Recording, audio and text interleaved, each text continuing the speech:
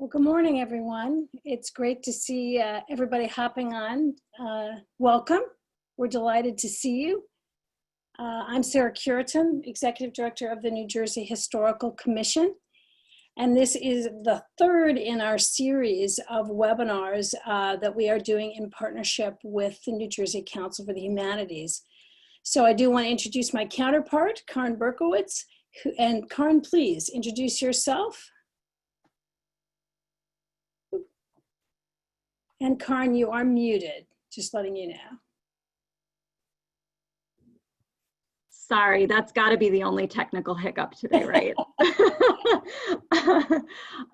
Good morning, everybody. I'm Karin Berkowitz. I'm the Executive Director of the New Jersey Council for the Humanities. We are the statewide partner of the National Endowment for the Humanities. We are a 501c3, and we are one of 56 state councils that help to take the humanities from the national to the more local level.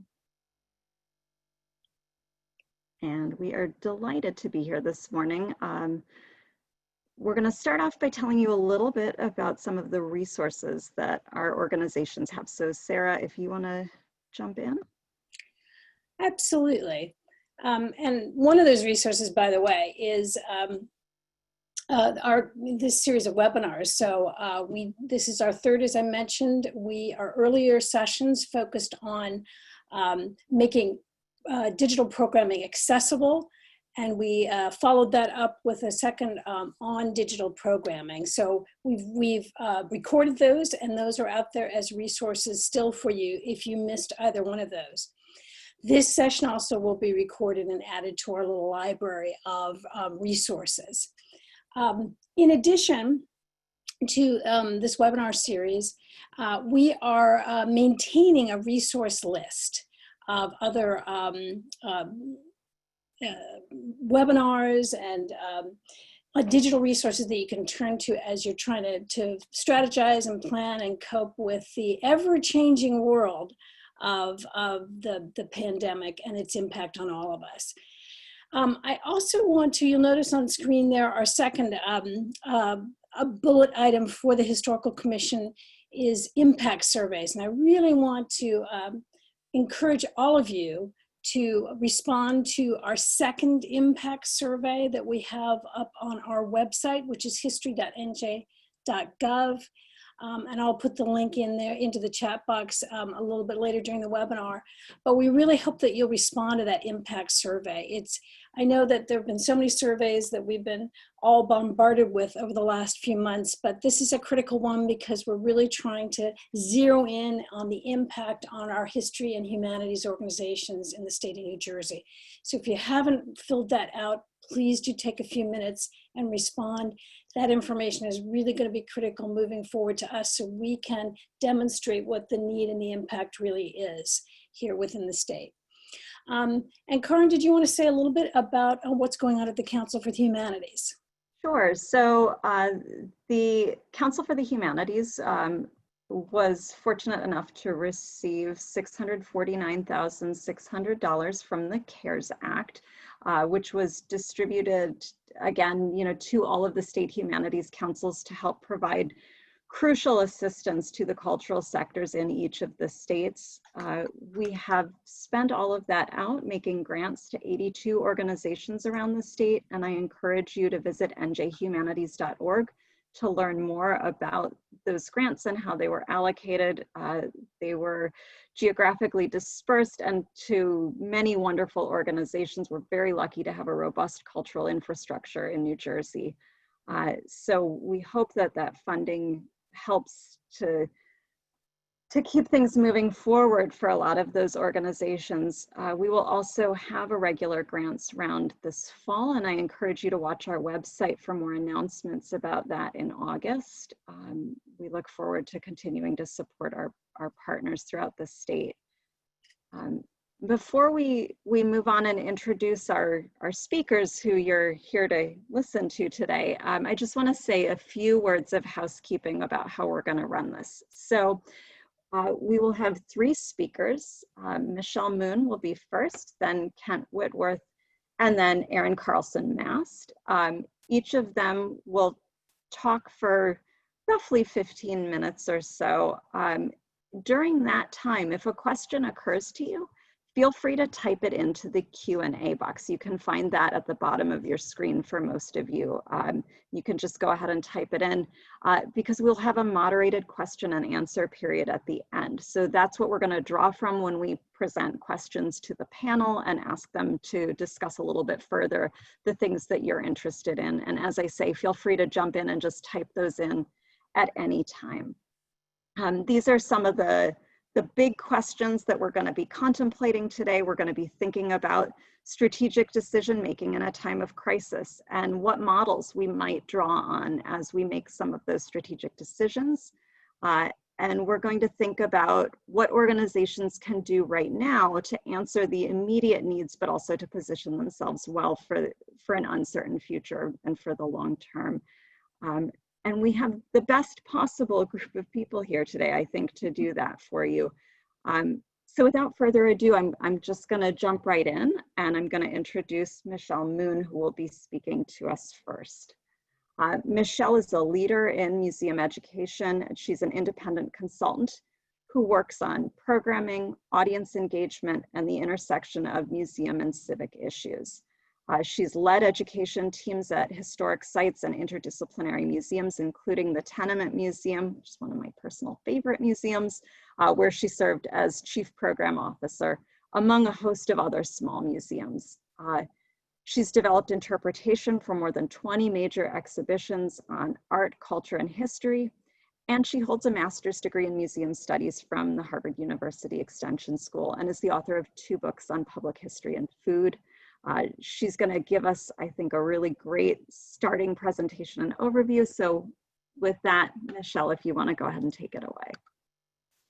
Thank you so much, Karen, and good morning, everyone. I want to begin by thanking our hosts, Sarah and Karen, and the New Jersey Historical Commission and Council on the Humanities. I'm really just pleased that they are in here convening such important conversations that will help all of us and our organizations position ourselves to thrive in this rapidly changing economy. So I want to begin with my first slide and give you a little bit of personal background and then talk about the overall situation that we're finding ourselves in. Karen, could you show the next image, please? So as you heard in my introduction, I most recently worked at the Tenement Museum in New York City, where I was the chief programs officer. I know it's a very beloved museum and I loved it myself. It's in the news today for more sort of sad reasons in that the second wave of layoffs has occurred there, and that has impacted the part-time educators who delivered the tours that you see here. One of the most instructive things that happened as we responded to the COVID crisis there was that it caused us to really take a look at this business model of small group tours, each led by a paid staff guide, and the capacity that that entailed. You can imagine, as we looked at the early days of understanding how the COVID virus was transmitted, that we understood immediately that the kind of scene that you see here on the right was going to be difficult or impossible to sustain. In those tiny hallways and rooms, you just can't social distance.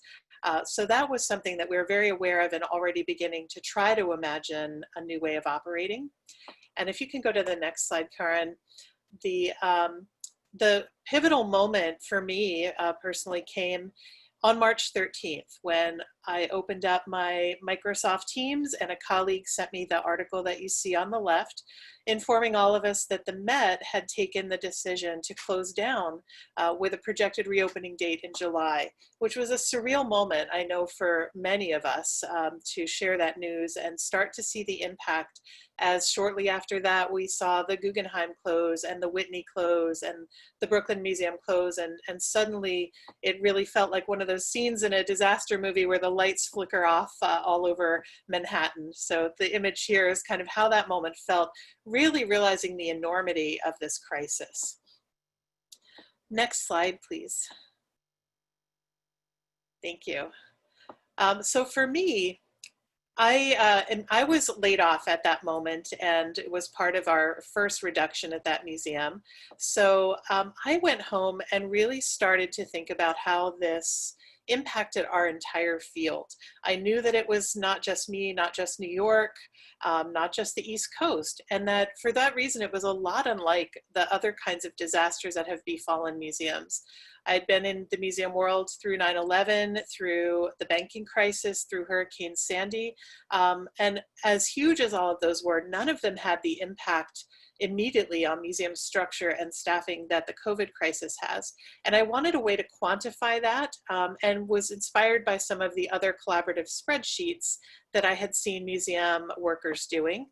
So created that spreadsheet that was just in that last slide that really started to track museums around the country who were having reductions in staff, layoffs, furloughs, pay reductions. How were they coping, and how were they responding to this sudden drop off in visitation, in earned revenue, and often in philanthropic giving.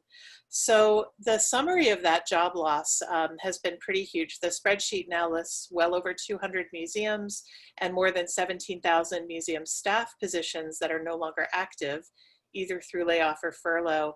And we know from sampling and comparison with grant application data that that probably is only about 20% of the overall impact.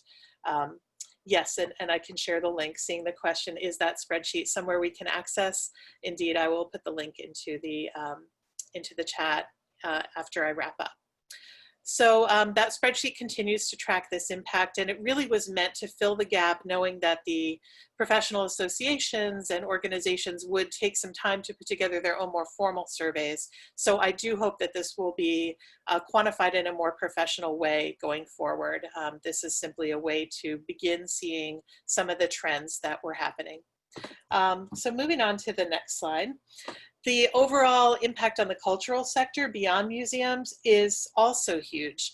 We we fit into the sector of tourism, leisure, and hospitality. It is the hardest hit of all economic sectors in this disaster. So we need to put our experiences in this wider context of seeing employment in the tourism and hospitality sector literally cut by half just between the months of February and April. And within that, museums and the arts have been hit slightly worse in employment, where almost 55% of all jobs in that sector have been lost or impacted through unemployment. So we are not alone in this experience, but we do have a strong affiliation with other organizations that are in this sector.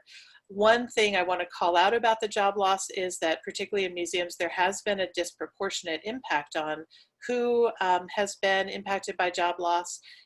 That category includes many more hourly and part-time workers, and in many cases it also includes many workers from marginalized identities, and that's something that is important in thinking about the future of our field with regard to equity. It is also a count that doesn't include contractors and gig workers. And for our field, as we know, many people are in exhibition work, contracting to do art handling, contracting even to do security and cafe services and so forth. So we are not able to count those in the unemployment numbers, but we know they're pretty big. Moving on to the next slide. There are several other organizations working to quantify this impact, and one of them is Americans for the Arts, a really great resource. They did a quick turnaround survey speaking to boards and leaders of organizations, and found that in arts organizations, as you can see, the vast majority, 91% of respondents said that they expected the financial impact of coronavirus to be either extremely severe, or very severe. So, everyone was bracing for this impact and understood that this is an enormous turning point for managing arts organizations. And the next slide, if you will, Karen, goes a little bit deeper and calls out some of the issues that are being expected.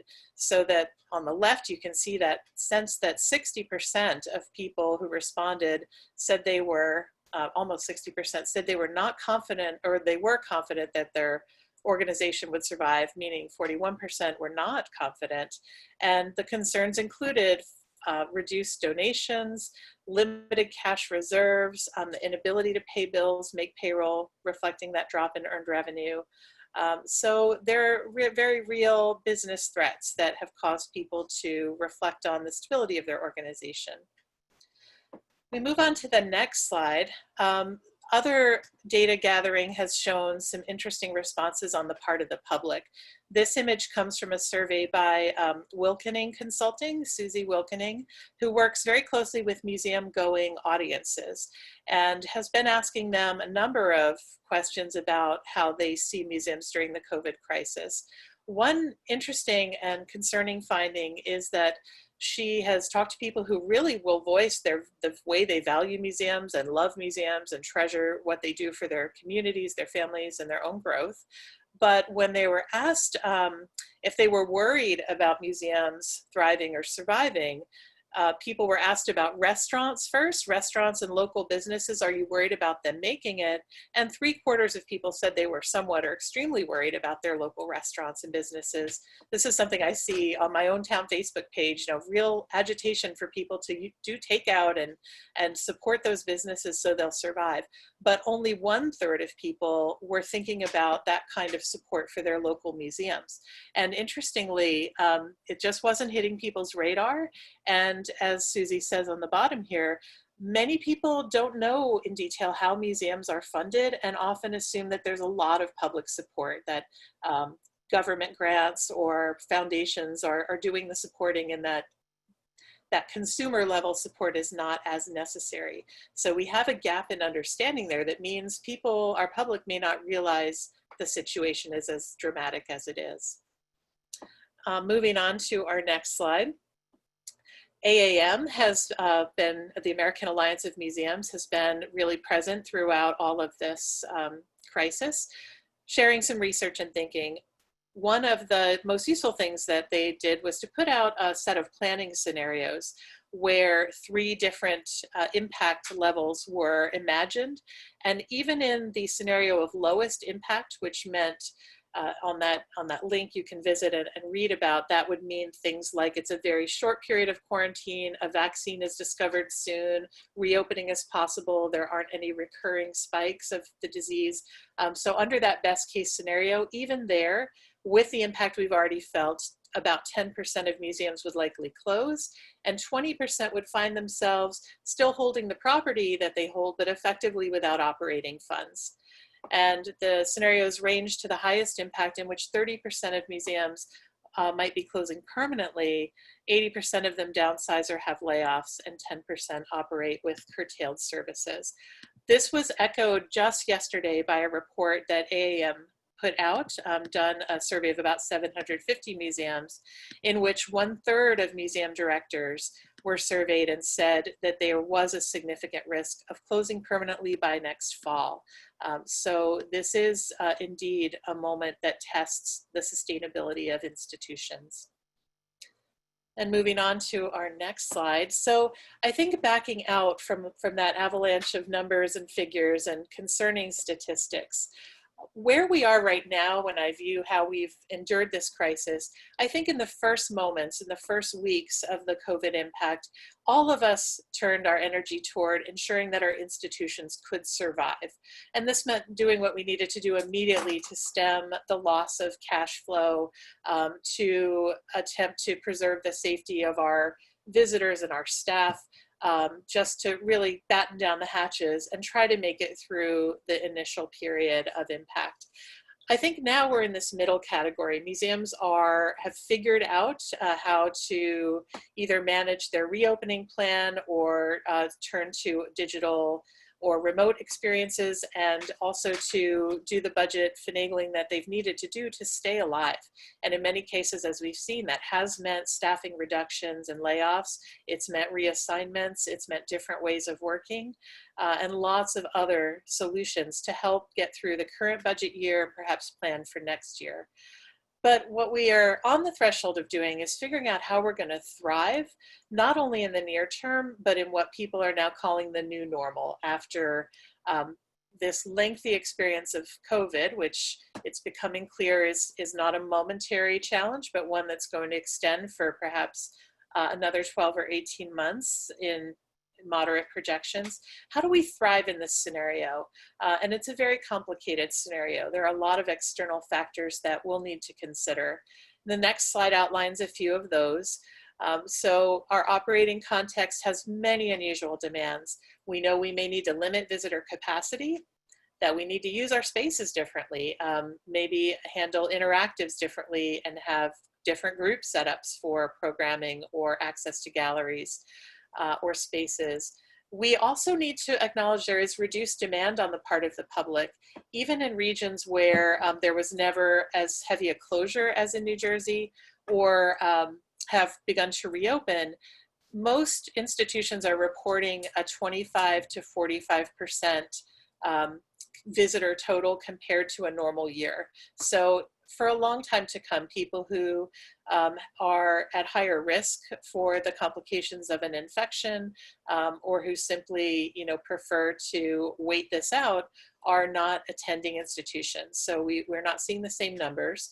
We are seeing demographic shifts as well. People who are more likely to go out now and attend museums are probably people who are more risk tolerant, and they may be demographically a narrower group or even a different group than who we were serving before. Our operating context does include inclusion barriers. We've known this for some time, and COVID only intensifies some of that as we are seeing disproportionate impacts across the population. And again, that may influence the demographics of who is willing to come out to museums, as well as for our staff if we are looking at issues of equity and wanting to ensure that our staffs remain diverse. We may have to acknowledge that COVID poses new barriers to them as well. Many, with 41 million people unemployed currently and sort of an unknown future as yet of what Congress plans to do to assist, people may have reduced disposable income. So they may be traveling less and making leisure expenses less.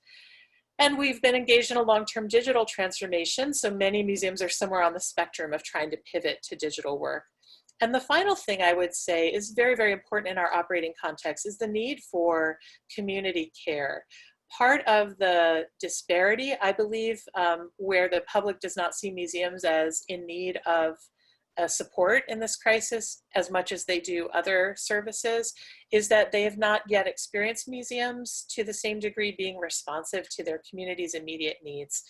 So communities do need that type of response, whether organizations are offering them respite and some sense of calm and normalcy, or even assisting with things like food bank delivery systems, or finding ways to be present in this crisis and provide useful services. The next slide, I want to encourage that we think about this in a different way. Up until now, while focusing on surviving and staying alive, this has been the COVID crisis. But some of these shifts that are taking place now will have long-term impacts on the way our museums operate and the way we relate to our communities. So I'm encouraging everyone in conversations like this to think about it instead as the COVID transition. The world we emerge into on the other side, when hopefully very soon we have a safer environment, perhaps a vaccine, it will be changed. We have been in a deep interrogation of our values and the way that our institutions support our society. And I think that this is an opportunity to rethink how we build support and connect to our audiences. So moving on to the next. This is just a quick way of saying I don't think we're going to be in Kansas anymore. The difference between the old and the new may feel as striking as Dorothy's difference between black and white Kansas and the colorful world of Oz. And I hope that it is as creative and hopeful a future as we can make it. If we can go on to the next slide, there are a few thoughts on that. I think we've mentioned this inclusion issue, but this slide comes from a report by LaPlaca Cohen, the analysis firm. They've done an amazing job taking a snapshot of where people are in the COVID crisis, where our audiences are. And in our future operations, I believe that we will need to address and prioritize this inclusion gap. We need to reach out to all of our potential audiences and start closing the numbers in the pink column where there's a disparity between the presence in our population and the attendance to arts organizations. moving on to the next one, I think we have opportunities here. As you can see, this question asked asked respondents, what are can you identify ways that an arts or culture organization could be helpful to your community during the crisis? And 96% of people said yes. But when they asked whether you are seeing those organizations helping, only 1 in 3 could point to a museum or a cultural organization that was helping in that way. So there's a massive opportunity there. And in the next slide, here are some more specifics about those opportunities, also from Lapaka Cohen. These are 4 core needs that communities have expressed in surveying. The first is connection and processing. People are lonely, feeling challenged, stressed by all that's going on. Cultural organizations can help them connect, whether it's remotely or in creative programming, and to kind of process and understand what we've been going through and how we can respond as creative communities. Practical support is another area. How can we help people imagine a different future, plan for our recovery, come up with problem solving solutions for some of our challenges, and meet practical everyday needs like food, like housing? You know, what are ways our museums can be at the table for that conversation? Emotional support, of course. People are dying for a laugh, for a little bit of lightheartedness, some hope, some fun. That's something our content should make us very capable of offering if we deploy it in creative ways. And then that sense of escape, a distraction, something different, things that are important besides COVID. So all of these, I think, are ways to imagine how our institutions can be of service and start building that community that will understand our need for support and want to come out in support of us. Next slide, please. So another graphic from Susie Wilkening. This is something critical we can do right now. Museums can bring hope. People have seen that we can help them contextualize this event along with other historical events that have had a dramatic impact, whether it be the Great Depression or the 1918 flu pandemic or the Civil Rights Movement. We can help bring meaning to what seems like a very chaotic and unprecedented time. We can connect to one another, and we can help people feel like they're part of something bigger. Next slide. So I just use this as a call to imagine. Many of you have walked over this mosaic or seen it in Central Park. A beautiful reminder that this crisis is not one we would have ever wished on ourselves or our society. It brings a lot of pain and suffering, and I hope some of these numbers have helped reveal the extent of that and how that has impacted our field. But this is also a tremendous opportunity. We have had to pause our normal operations. We've had to put a lot of things on hold. We've had to part with some of our people and some of our regular programming and traditions and habits of work. But all of that means that we now have given ourselves a choice. What do we want to restart and rebuild? How could we see these institutions really serving communities in deeper ways, reaching their, meeting their emotional needs and their need for collective response and rebuilding?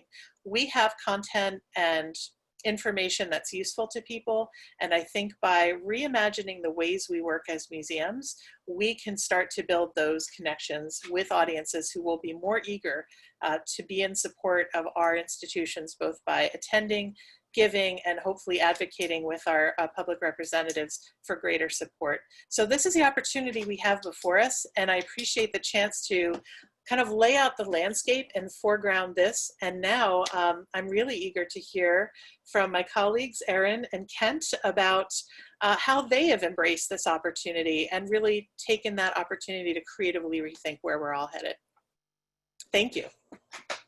Thank you so much, Michelle.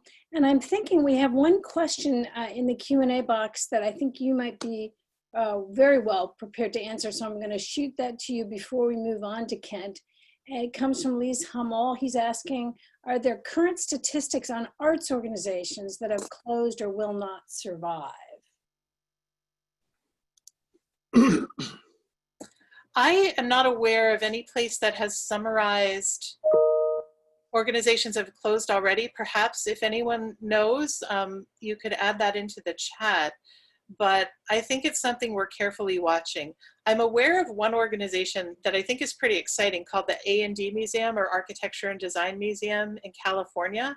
Their creative response was choosing to close their physical building and to pivot to being more of a pop-up operation, working online and with things like outdoor walking tours and so on, which is interesting to me. Interesting also because, frankly, that's how the Tenement Museum started before they had their building. It was kind of a, you know, a bit more of a storefront operation with more outdoor and improvisational programming that was episodic rather than grounding in a space. So I think that's something we're going to track, and it looks like Sarah has more information too. Thank you so much. And I just thought we would shoot that to Michelle before we moved on. So thank you. We'll have more time for Q&A at the end for sure. But now it's my great pleasure to introduce our second speaker, a treasured friend and colleague from Minnesota now. Kent Whitworth was appointed Director and Chief Executive Officer at the Minnesota Historical Society about 2 years ago, this month, I see. But I'm delighted that I got to know him when he was the executive director of the Kentucky Historical Society, where he served for 14 years. And many of you in New Jersey know, if you haven't been to the Kentucky Historical Society or the Minnesota Historical Society, many of you know of Kent's leadership in terms of the relevance, history relevance campaign. He's really one of the architects of that program. So we are delighted to have Kent with us this morning to talk about some of the ways that the Minnesota Historical Society has been wrestling with the very issues that Michelle has laid out for us. Kent, off to you. Great, thank you, Sarah. And I want to thank you for the invitation. All of you in New Jersey know what a treasure Sarah Curitin is, but I want to make sure you're aware of the national leadership she provides. She has been just fabulous leading the American Association for State and Local Histories US 250 efforts. And so we so appreciate the collegial approach you take to your work in New Jersey as well as across the country. And Karin, it's great to get to know you and make a few Minnesota connections.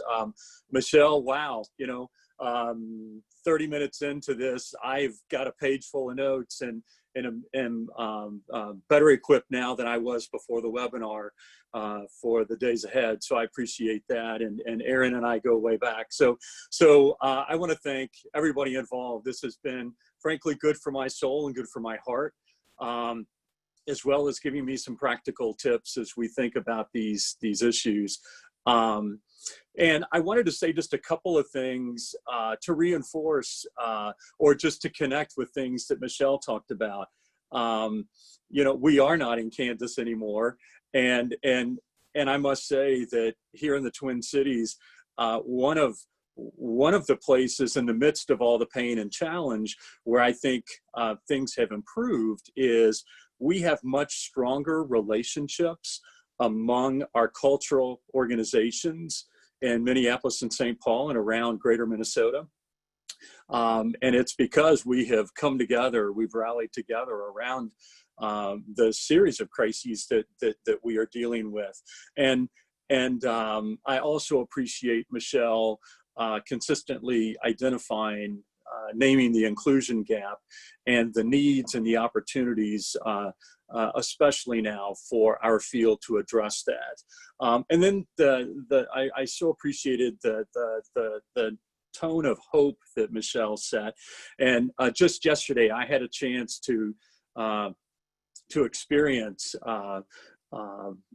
an outdoor exhibit installation that the Minnesota Historical Society has at our Mill City Museum. Some of you may have visited it. It's in downtown Minneapolis, right along the Mississippi River by the Stone Arch Bridge. There's lots of pedestrian traffic.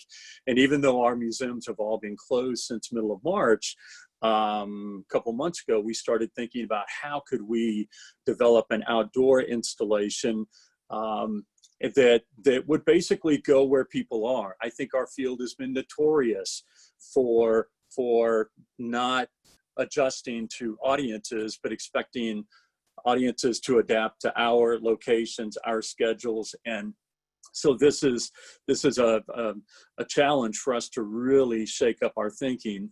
And frankly, we've got some chain link fences around some construction work that's being done, renovation work at the Mill City Museum. And we've put up an installation called History at Heart.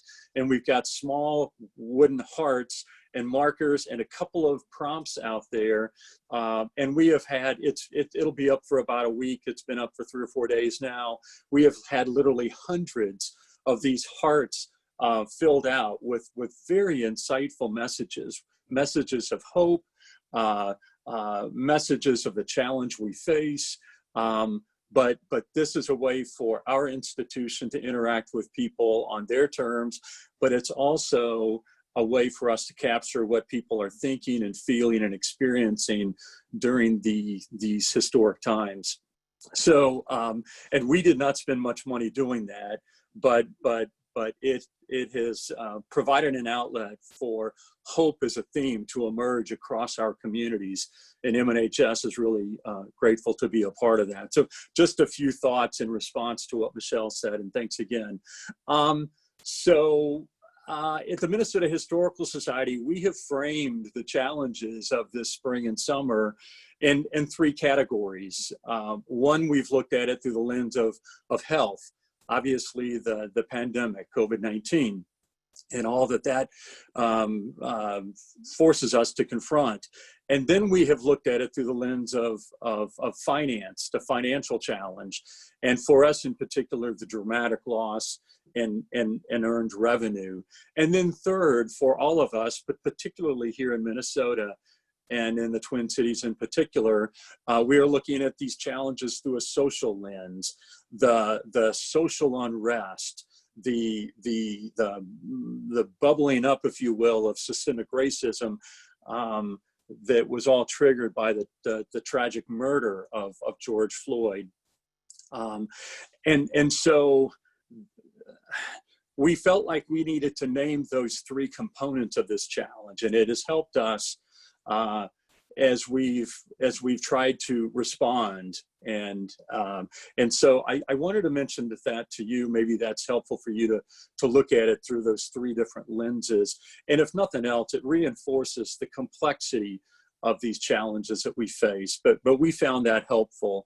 If you can go to the next slide, Karin, thank you.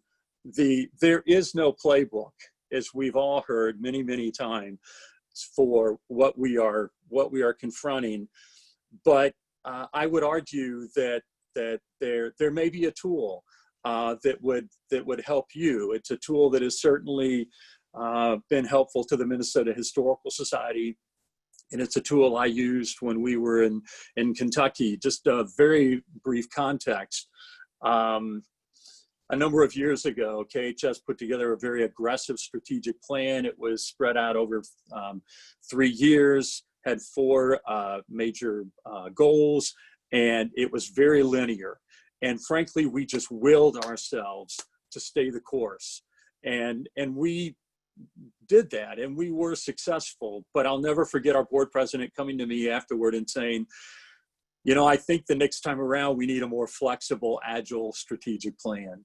And because the things were changing in those days, not as rapidly as they are now. And so we started looking for a tool that would be more agile. And we came upon what is called real-time strategic planning. And it's a concept that was developed by David LaPiana, and you see on the screen the second edition of his book. What I love about this model, and you see that cycle to the right, is instead of it being a very linear approach, it is a cycle. And so I think that what this does is encourage people not to just come up with a concrete plan, but to really develop understanding of your organization and the environment in which you operate that enables you to think more strategically and then to adapt and respond in more strategic ways. So let me just say a few things about this particular model. And if you're looking at the circle, I'd encourage you to take a look at the right portion of this circle where it says identity statement, business model, market awareness, competitive advantage. If you look under business model, who we are, what we do, how we do it, how we finance it, that's really nothing new for any of us. We've got a pretty good handle on that already.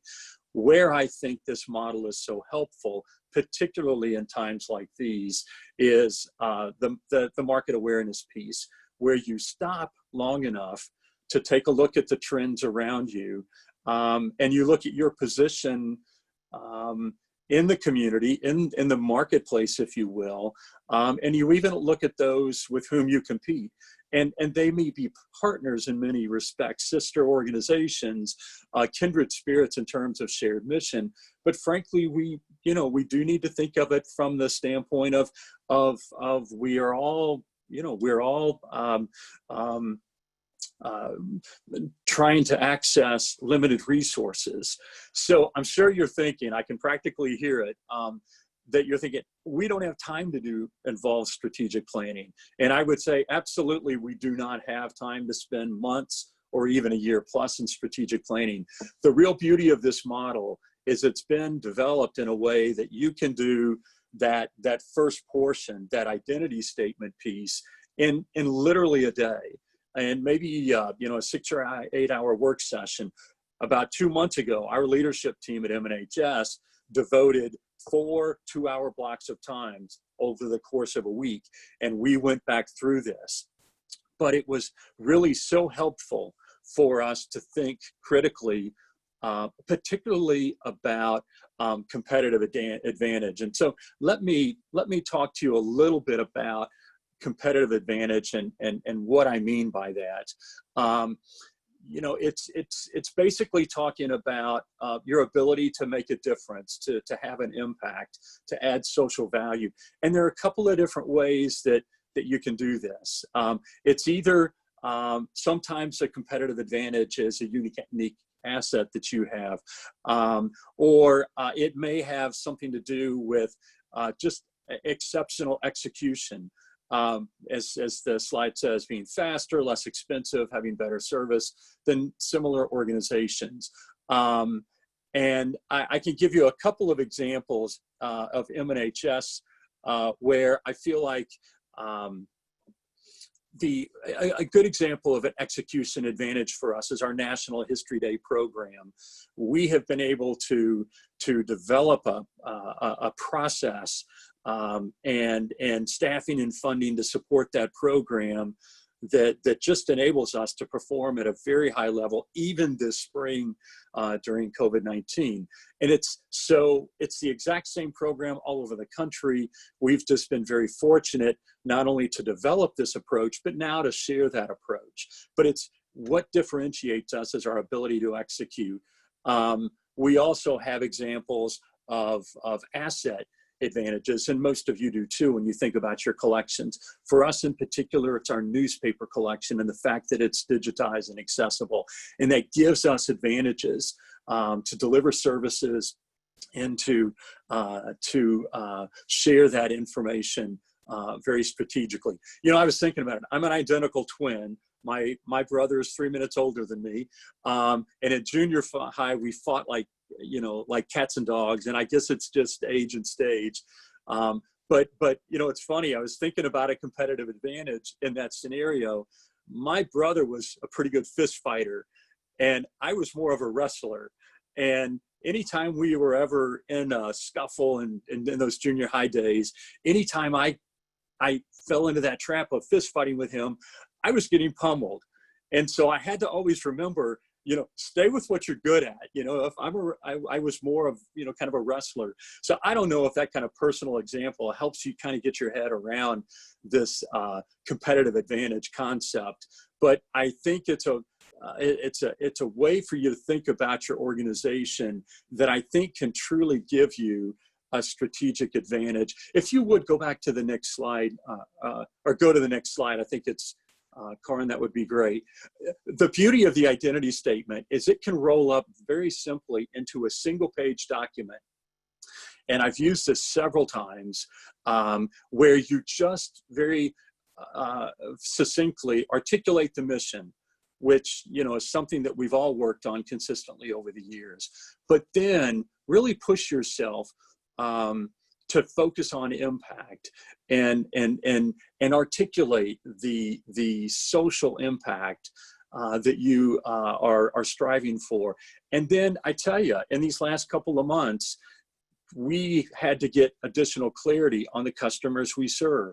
And that was just an invaluable conversation in the midst of all this chaos and all of this change, and to be rock solid on these are our competitive advantages, and therefore these are the customers that align with those competitive advantages. So that was a piece of this that as basic as it is, we found extremely useful. And it was that competitive advantage approach that enabled us to get clarity on the customers we serve. The geographic identity, sometimes that's more of a challenge for organizations than others. And then obviously we're all looking at how do we sustain this? What are those fund sources that keep us going? And hopefully for all of us, it's a blended model, so we're not over dependent on one single source. But this identity statement that rolls up onto a single page has been a great tool for our leadership team to share with the entire staff. It's been a great succinct tool to share with our board. And obviously there's lots of data that comes out of it that supports it. But in these times, thinking about it through competitive advantage lens, and then being able to succinctly capture this information and then know, and if you'll go to the next slide, it's the same image. What this does, once you've got a handle on your organization and the environment in which you work, then you're ready. You've got the context you need to address the big questions. And I would think it's safe to say that COVID-19 and all that's come with it this spring and summer has certainly posed a threat to all of our organizations, and we must respond. But we don't need to do that kind of in the wilderness or in the tornado. I'm thinking about the Dorothy slide, but this kind of grounds us in a succinct way and enables us to go through this process and then anticipate it gives you tools so that you are better prepared the next time around things change in our world. And it may be decisions we make or things out of our control where we've got to respond. So the point today is just to say nobody has a playbook, but I would suggest that this is a tool designed to deploy quickly and designed to help you think strategically in real time and not be so locked in to a set of sort of immovable goals and timelines that could become very relevant or very irrelevant in the world in which we live now, as opposed to, you know, last winter, even early spring. So the final thing I'll say about this before I hand back to Sarah is that I have found this process to be very intuitive. I have found it to be very logical. And that has been really comforting when everything else seems to be the opposite of that. This really, I think, enables us to play to our strengths, to use our good intuition, and to build on things that we know to be true about the organizations we serve. As I close, I've got one story of real encouragement for me, and hopefully it is for you as well. And we were talking about the opportunity to meet needs in our community. We got a word of encouragement from our Lieutenant Governor several weeks ago. We are working through some issues around monuments and memorials in Minnesota, just as we have been around the country. And in a virtual meeting with our Lieutenant Governor, she, in the midst of a conversation, sort of blurted out, the Minnesota Historical Society exists for moments like this. And I cannot tell you what that meant to us, for her to so clearly see that MNHS has a place in these important societal issues, and that we can be a place, virtual and or real, where important conversations can take place and engage all Minnesotans, and where we need to create a space where people can agree to disagree, but do that with civility and do it with respect. But I would encourage you to look for those opportunities to engage.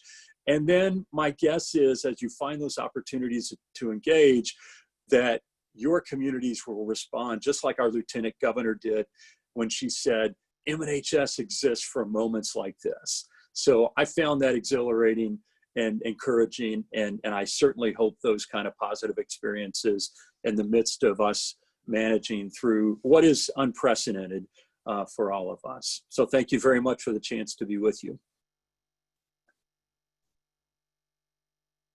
Thanks so much, Kent.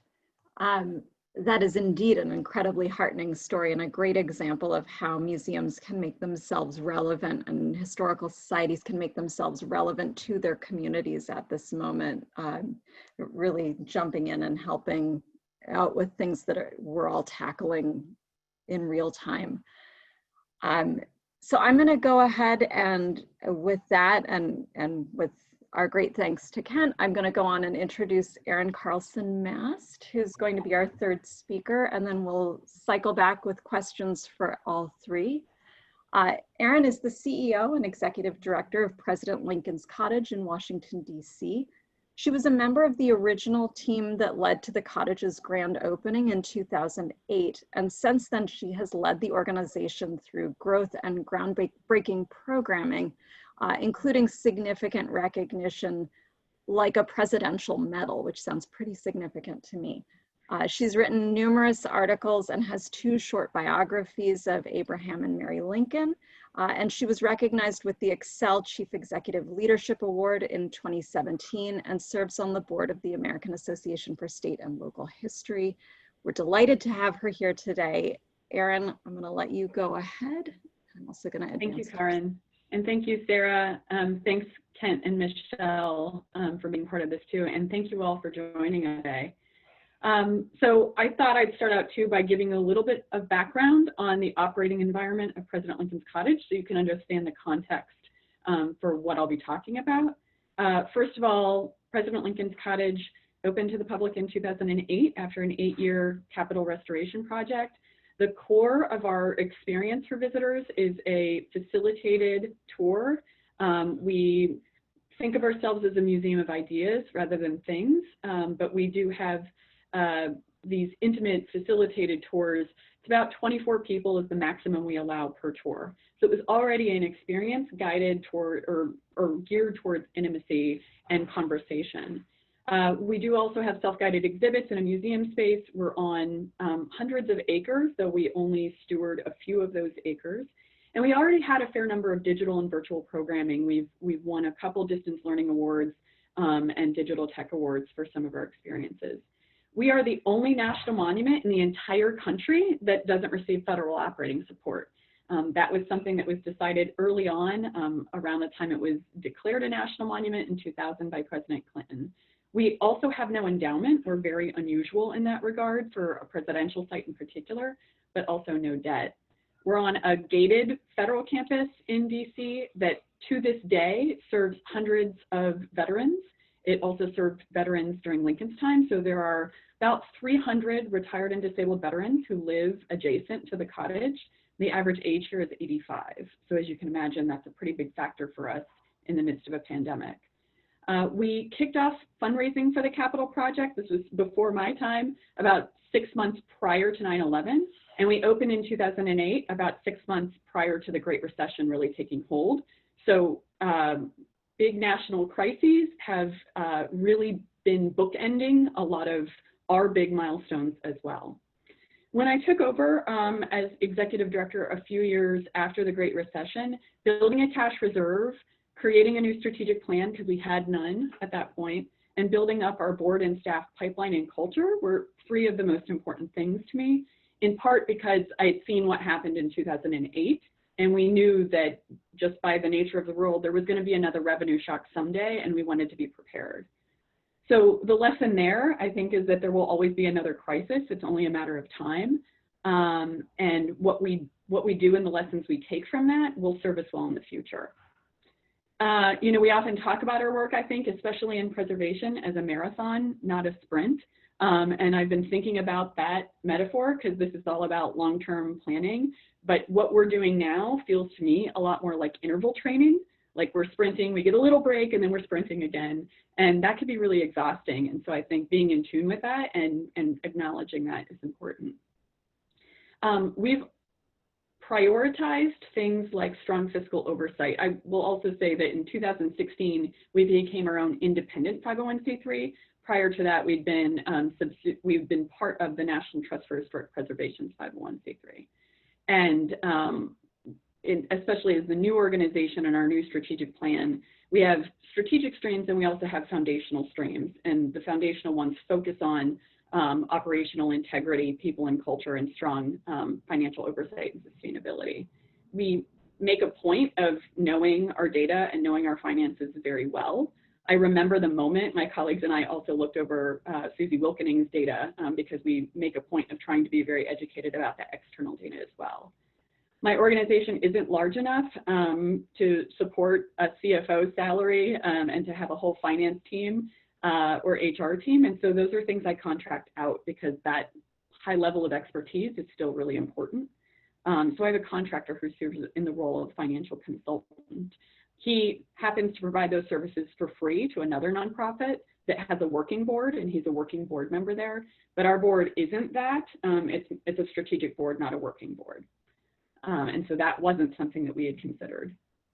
Our strategic plan, we made a point of wanting to be really clear and focused at the highest levels, dictating what our values were, our mission and our vision, but also allowing for flexibility the more detailed we got. And so I think that that's another thing that has been serving us well and that I would encourage. Are you giving yourself that space to take advantage of opportunities, partnerships, so that you can pivot when something isn't going your way, and revisiting that cyclically? We're actually 3 years into our current plan, and so as a matter of process, in addition to looking at it annually and making sure it's still valid, I was at the 3-year mark that we had all agreed is when we would list all the accomplishments we've made and update the final 2 years of the plan and roll it forward.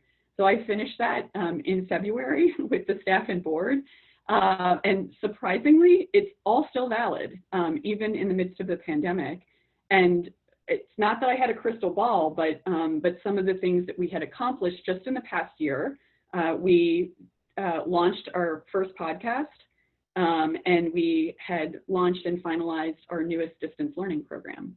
So those were both things that we were delighted to have that we hadn't had last year at this time. And we have a self-guided landscape tour as one of the new things in our plan that we had gotten funding for that we're now fast tracking. And so some of those things we've actually been able to prioritize over some other things. And then the last thing I think has been about communicating and listening and communicating some more.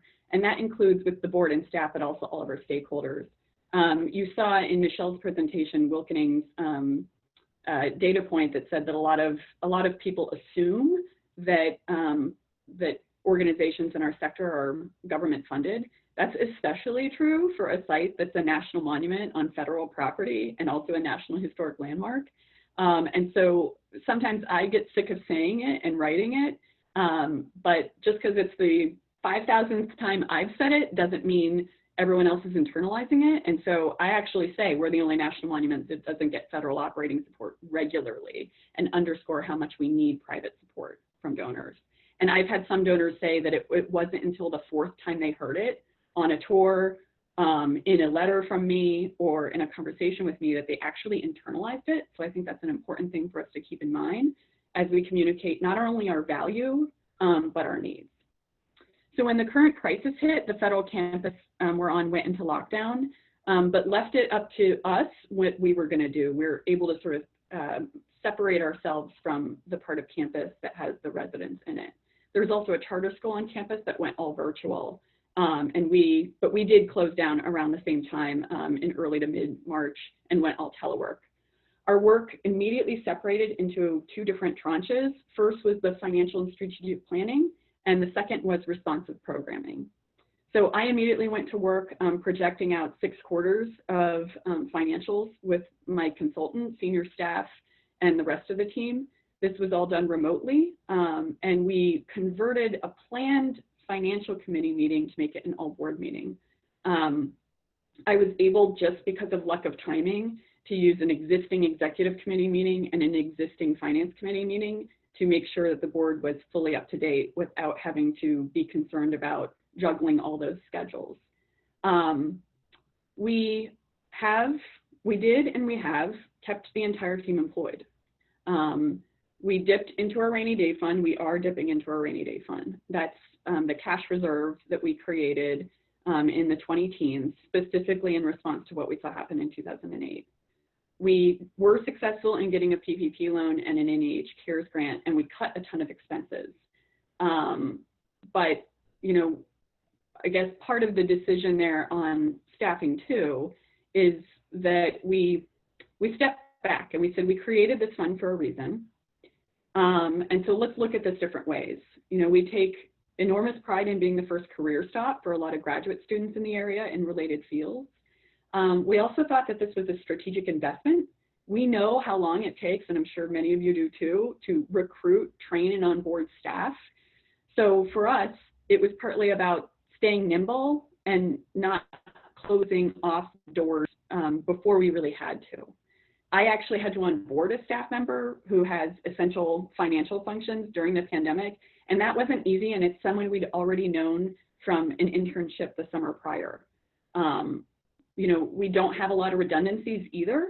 If I let go, you know, any staff position, the other staff members who would have to take on that added work aren't peers in that same kind of position. We have one events manager, we have one marketing and communications person.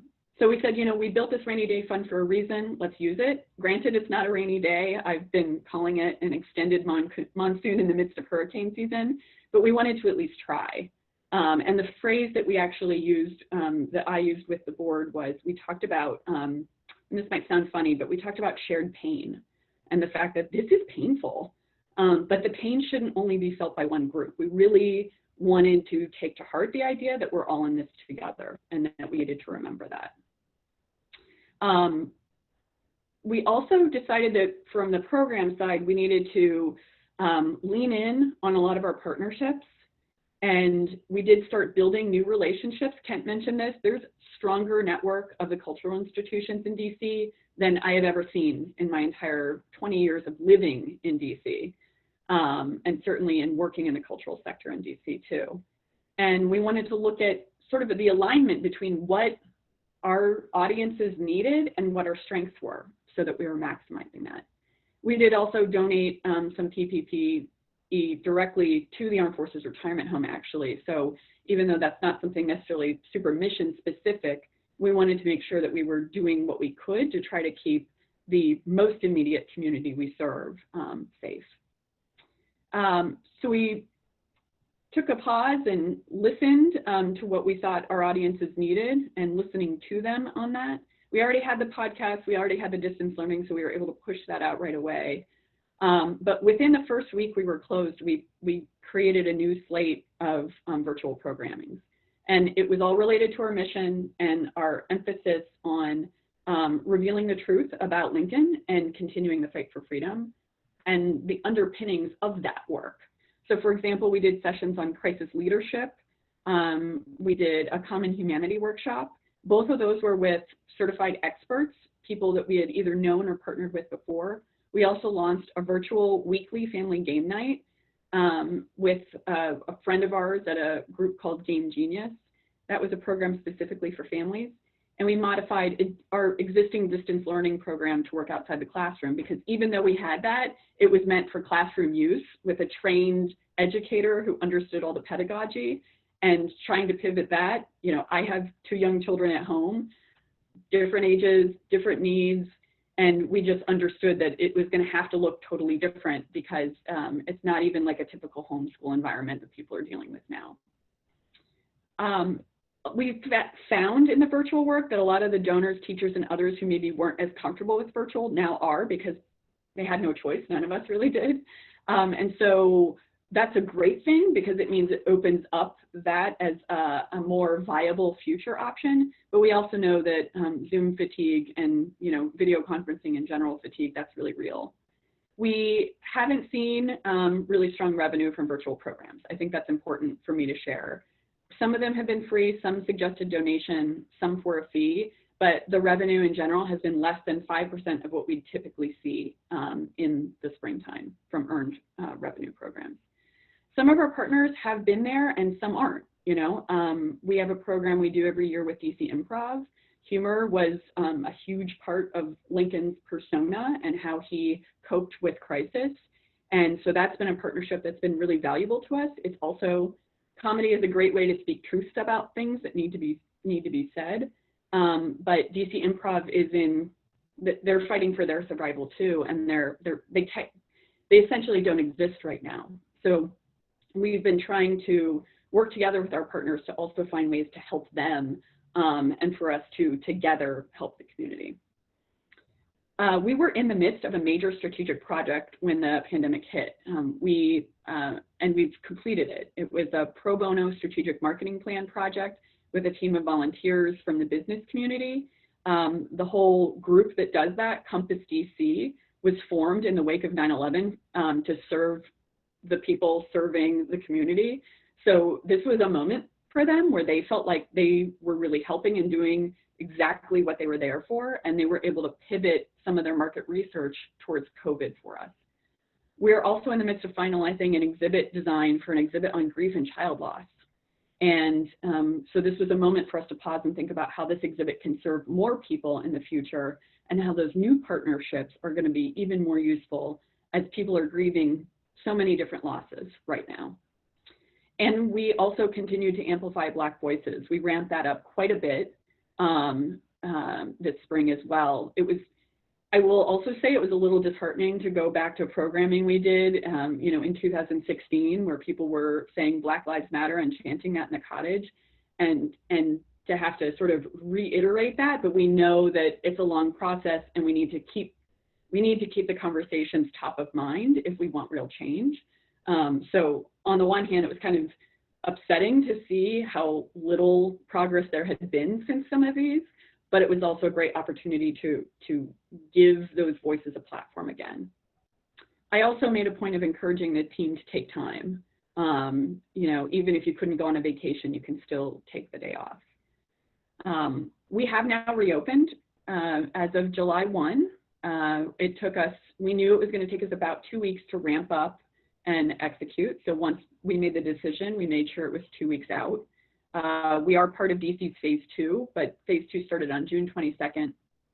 And we didn't see a need to be the very first museum out of the gate. We are already a paid experience in a city of free experiences. I think that's worth pointing out. But we also know we're not competing with the Smithsonian. That's in many ways a very different audience from the audiences we serve. So our reopening, what that's looked like for the first 10 days, it was for members only. That was twofold: to message our great appreciation, to encourage more people to join and support us. And we also knew that that was a necessarily smaller group of people. And from a safety and staff readiness standpoint, we thought that was just the smartest way to go. The current volume is not financially sustainable, but it is going well. We haven't had pushback about mask wearing. That's now mandatory in DC, but it wasn't when we opened. But we were requiring it. The campus was requiring it. We are also still doing virtual programming, and it's been a great opportunity to engage with donors and members who aren't in the area, who otherwise aren't going to want to come and take a tour. I would say we're not done experimenting. Just yesterday, we reviewed some data and decided we're going to cut one of the tour options that's not seeing a lot of interest and repurpose a different program to start offering that. We also started out with one set of hours, and we're totally switching that as well. And so it's a continued iteration and fast tracking of what we're dealing with. As a one of the things that I was also fortunate to do, and this speaks directly to this slide here, and you've probably seen that a lot of what I've talked about has danced around this, but later on in the pandemic, having gone through the Strategic Perspectives in Nonprofit Management program at Harvard a couple years ago, they convened nonprofit leaders from around the world for a 2-day crisis leadership workshop. And this is one of the things that, that Dutch Leonard shared that I thought might be useful to you all, especially if you're in a situation where you don't feel like you can repurpose your strategic plan, or you're not really sure, like, if you're capturing everything you need to in your process. And it was the problem-solving method. And as you can see here, what Dutch laid out is it includes the repeat function. This is a framework, and so it's not even that this can only be done this way. But a few things I wanted to add to that are that, you know, consider the team that's actually doing this problem-solving work. And we made a point of leveraging some existing relationships. We didn't have to establish values. We were able to lean on the ones that are already very prominently listed in our strategic plan. We did try to balance short-term and longer-term strategies. What are the things that we can do right out of the gate? And, you know, we started offering virtual programming that first week. We already had a subscription to Zoom because of our distance learning program. And then we made a point of experimenting in little ways that didn't require a huge outlay of capital. So for example, you know, the experiences that we're offering right now, it's not the same thing, but smaller. They're exterior only programs, and they take elements of programs we've done before and repurposed them. It still required training, it still required planning, but it wasn't something completely new, such that we were going to feel like, well, you know, we bought all this equipment, so we can't cancel this program after a week. We wanted to make sure that it was stuff we felt comfortable that the investment was a reasonable investment to make at this time, regardless of the outcomes. Another point I wanted to make was that change and tradition aren't incompatible. It's not that we've thrown everything out and started anew. We've looked at our own traditions, and we haven't been open very long, comparatively speaking, you know, 12 years, but there are some things that we do in a certain way that have been good traditions that have helped right now. We've always made a point of trying to do responsive programming. And so when your tradition is to continually change, that can serve you well. And then to document and act on lessons learned before the next crisis. You know, that's after a huge crisis like this, I think we have a tendency to catch our breath and be relieved that it's over. But just as you want to celebrate the wins after a big win, I think it's also important to do that debrief along the way so that we remember what happened and what we need to prioritize coming out of that.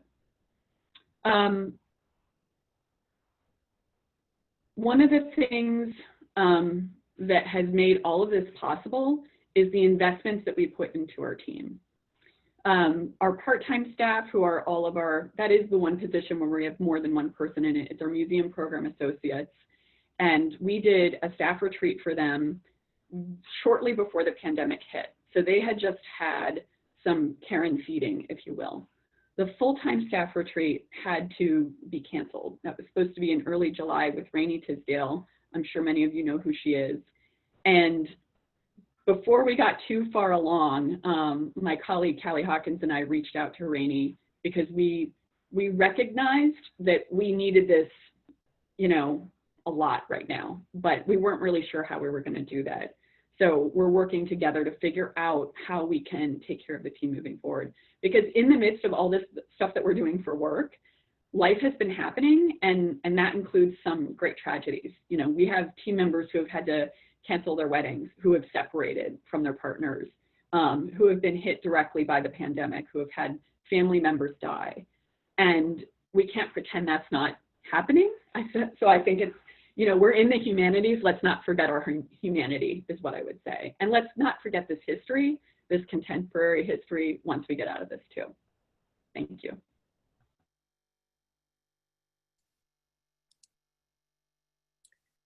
Thank you so much, Erin. And let me welcome back all of our speakers back online for some questions and answers. So I want to again invite all of you out there to post your questions in the Q&A area on Zoom. I'm sure there's a much more technical term for that than area, but option icon. I also want to note that we have, during the course of the presentation, we've posted some resources that were referred to during the presentation, so do check the chat box for that. And finally, just in case anyone has to leave us early, we hope you don't, but I do want to let you know that we are going to be carrying on this series, and we are planning another webinar for August 12th. It will be the 4th in our series, and at that, we've heard a lot of interest in having an opportunity for all of you to share fears, successes, cautionary tales about reopening. So we're planning a town hall discussion of reopening museums and historic sites in New Jersey. So please mark your calendars. We'll have more information coming out, but that'll be, again, Wednesday, August 12th from 10:30 till noon. So all of that having been said, let me start the questions off with this one. What kind of, for many of you, what kind of opportunities did you actually identify coming out of this pandemic? And as you quite rightly noted, Kent, 3 real huge crises that we're all facing. Were there opportunities that were presented to you to actually re-examine some of the things that you were doing and make some changes that perhaps you should have made, let's say should have made anyway, but this actually offered an opportunity to make some of those. So let me throw that out to all of you. You know, Sarah, I'll jump in. I mentioned our History at Heart exhibit, and we probably put a couple $1,000s in this. And, you know, MNHS is known for these large nationally traveling exhibitions. And we were starting to shift our focus away from those multi-year, large-scale exhibitions to things that were far more accessible. And the experience of the last 3 or 4 months has just reinforced that so profoundly. In the midst of all of this, in Minnesota, we have commemorated the 100th anniversary of the Duluth lynchings. There were 3 circus workers in Duluth that were lynched in 1920, and it is maybe the largest public lynching in the country. There were reports of up to 10,000 people. So the juxtaposition of that anniversary and George Floyd's murder was just frankly overwhelming for us, but it just provides that historical context. And so our knee-jerk response is, we've got to get in national exhibition planning mode, only to realize, even if that goes on a fast track, that's 12, 18 months out. And then it dawned on us, this is a story that starts in Minnesota, but helps enlighten people all over the country and aligns with those stories. So we're looking at telling those kind of stories in ways that are far more scalable and accessible to organizations of all shapes and size. So that's a place where we really became keenly aware of the need to develop exhibits at a different scale so they can be far more accessible.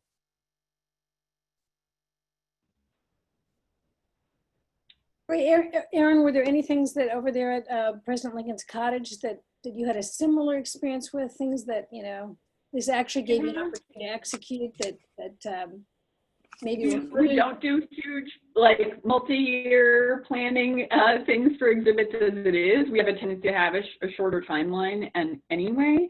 But I will say that, you know, one thing that was clear off the bat is that the history of this place is a history of crisis leadership, right? you know, President Lincoln was here throughout the Civil War, so he was in crisis leadership mode the entire time he was here, and that there was a lot we could draw on there. And that further even plays into the grief exhibit I mentioned, because he also had a child die while he was living in DC and grieved the loss of that child here. So as a parent, you know, he was making decisions that he knew were going to affect other children and their parents while he himself was coping with parental grief and trying to lead the country in the midst of the Civil War. So we thought, well, this is sort of the essence of our history, and we need to lean on that in a lot of our programming. And then, you know, I think one of the other big opportunities is that in addition to that history and a tradition of responsive programming, is that this really opened up a lot of new avenues and opportunities for advocacy and donor engagement. And, you know, I mean, I think it's always better to do that kind of stuff in person, but it was really nice to be, even though we're a smaller organization in DC, we have members in every single state in the country except for North Dakota. We need some North Dakota love right now, so we could say we have them everywhere. But being able to reach supporters that much more easily, because it's become part of the culture to use video conferencing, has been really helpful too. And it's a way to reconnect with the communities you're already connected to in new ways and to make new connections too. Those have been two opportunities for us that we've really leaned into right now. Let me also share, if folks haven't looked in the Q&A, Rolling Museum noted, and I think it was in response to some of the things you were talking about, Kent, that they have a huge chain link fence that faces a residential street, and they started an outdoor community art program on the fence back in May that has been a huge community builder.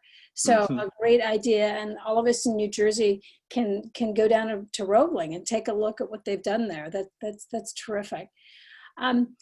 I also, you know, I didn't have a chance to say earlier that Michelle Moon, for all of our New Jersey colleagues here, is a New Jerseyan. She is in state.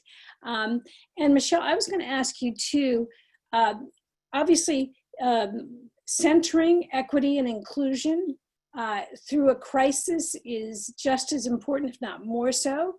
But it brings challenges, as do everything right now.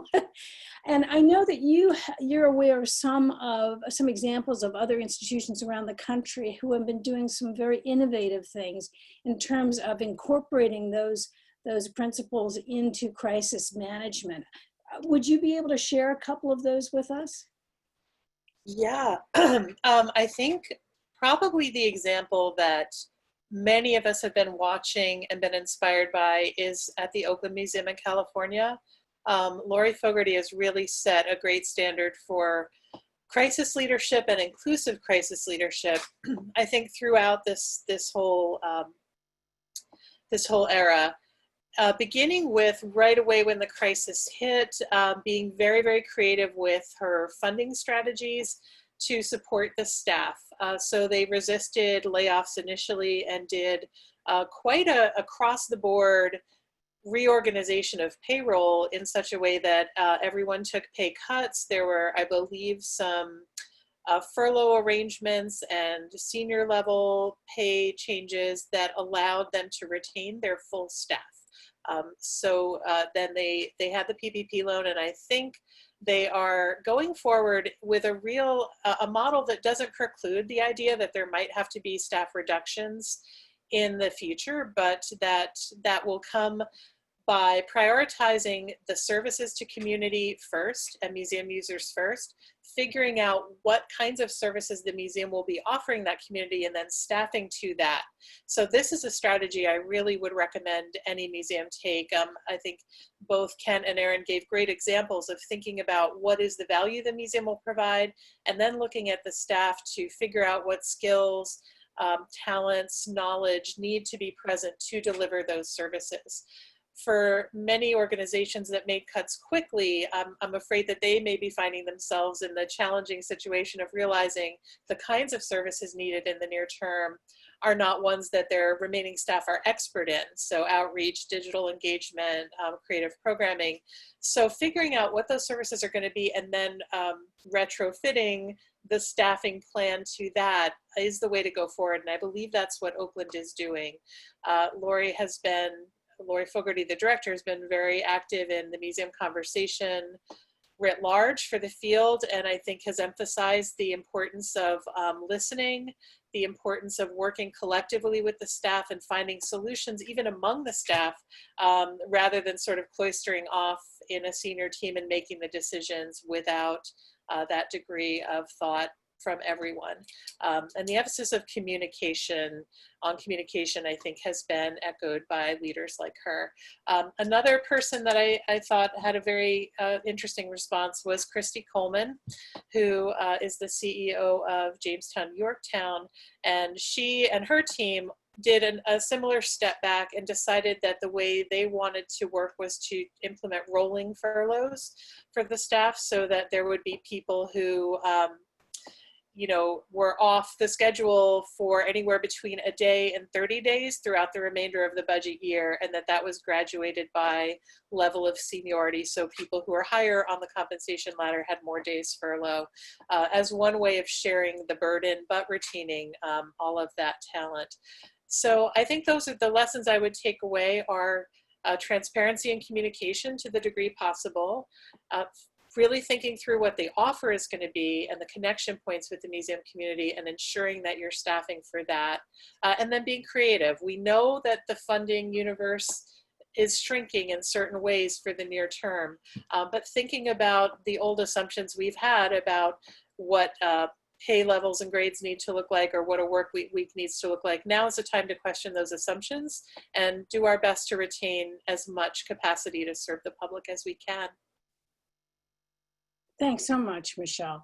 Now I have just a couple of other questions I want to make sure that we get to.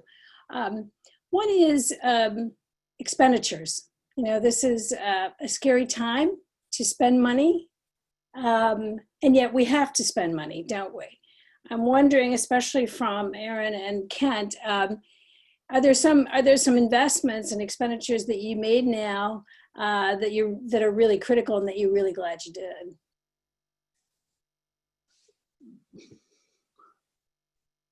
I'm happy to respond. We are in the process, Sarah, of creating what we're calling the transformation project.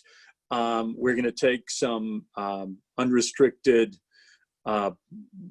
funds in our reserves and pull it outside of our operating budget, but we did not have the agility and flexibility we needed from an HR standpoint as we were navigating furloughs and then layoffs. And Michelle talked about creativity. Frankly, our systems were outdated and we did not have the flexibility that we really needed in the spring and summer. So we vowed never again. And so we are pulling that outside of the operating budget because we don't want to put any more strain there. And this is a one-time, at least, one time in the sense over the next 5-10 years, where we will upgrade several of those systems. But the other thing we're going to do is invest in some training, because this is not just a hardware issue, it's a change management issue. And so as much as we want to focus on delivering on our mission, we've also got to modernize some systems and processes. And so we're in the process of spending significant funds in that direction because we know too well what it meant not to have the flexibility and agility we needed. Right. Yeah, a lot of our systems were fairly new, and sometimes I get teased by colleagues about wanting things to be sort of flexible and multi-purpose. And it doesn't mean that there's no focus to things. It's just that I'm always sort of thinking about what precedent something sets, and being mindful of that. Just and what we might be seeing or not seeing. And obviously, you don't always know what you don't know, but that's always been sort of a hallmark of our work in a way. And then just as a real practical matter, if we were already going to be closed, we made sure to push ahead with a vestibule restoration project we had. We sped up a project to redo a huge amount of lighting in the atrium of our visitor center. It's an upfront cost, but it'll pay for itself in a few years. And so there were a few things like that where we said, let's take care of some infrastructure right now when it's safe to do so, and no one's here. You know, usually we're open to the public 362 days a year. And so the luxury of not having visitors around to take care of projects so that the spaces themselves are more ready for the future those are specific investments we agreed we would make. And then, you know, we paused a website redesign last year because we got that strategic marketing project grant I mentioned, but we're moving forward with that now because that way, you know, we want a better integrated donor platform. We want a more seamless visitor and user experience. We want our digital programming to be more readily available for people to access.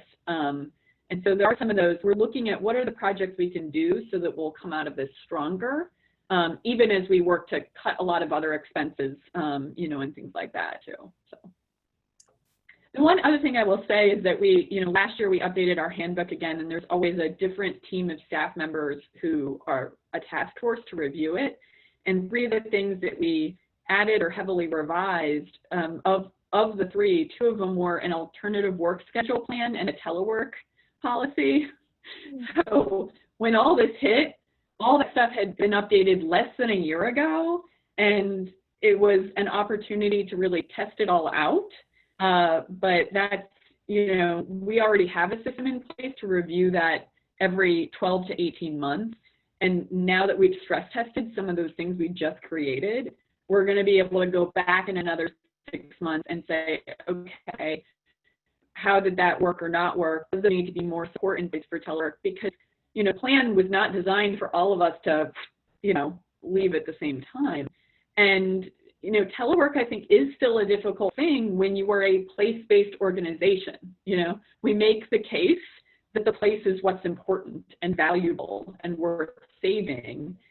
And so we also don't want to inadvertently undermine that, because we don't want to see a huge loss because people say, well, you can do the programs just fine without it. We don't want to lose these workplaces. We want to save more. Got it. Well, I'm so sad that we have come to the end of our time. I want to note that we have from Rainey Tisdale another recommendation in the chat box. Take a look at that, of the Yale Union in Portland, Oregon, and some of the actions they've taken, particularly in terms of equity. And we got this amazing question from Verissa McMickens-Blair right at 11:59. Thank you, Verissa. But and let me read it to you. It's cultural organizations across the country are receiving open letters regarding racial disparities and the need for greater inclusion of diverse staff, leadership, and programming. How are your organizations proactively addressing these needs in the immediate and current national climate? And I think we could do a whole workshop or webinar just on that, and maybe we will. In fact, I'm sure we will. Do any of you have maybe about a 30-second comment you'd like to share, so we don't just leave that hanging, which I don't want to do? I'll go first this time. So DEAI has been part of our strategic plan for years now, and it's been interesting to see how that's evolved, that has influenced staff evolution over time, but also the board. You know, it was a shared thing, and the board is more diverse in just about every possible way than it has ever been. And the staff, how the diversity has evolved over time in which areas in which we have greater diversity. And so it's always a frontline priority for us. And a lot of one of the things we're doing now is how do we account for all of these things in the training and support and discussions we have moving forward, knowing that it's just a different environment in order to do that kind of work, because so much of that has involved trust building, facilitated experiences here And, you know, we don't want to stop that work, but we need to reimagine what that looks like. And we don't have an answer for that yet. But we have been able to help elevate some of the partners who have helped us do that in the past, like Point Made Learning, which is a fantastic group. And they have a board game about the American Dream. And we have that game on site as an offering, and we also have done that with staff as a program. So we've done double duty because small organizations have to do that. Thank you, Erin, for slipping that in there. And as I say, I think we need a whole nother webinar, Karen, to just address this topic. So we'll work on that. Right. Absolutely. Yeah. Karen, unfortunately, we could go on all afternoon because there's what a great panel and so much to talk about. But we're a little bit over time, so I think we have to say goodbye. Yes? Right. Thank you, everybody. Thank you most of all to our 3 panelists, but everybody else who's joined us today. And we will be posting this recording and we'll let you know when we've done so. So we're just so grateful for your expertise. Kent, Michelle, Erin, thank you. Thank you so much. It's an honor to be with you. Thanks, everyone. Bye-bye. Bye. Bye.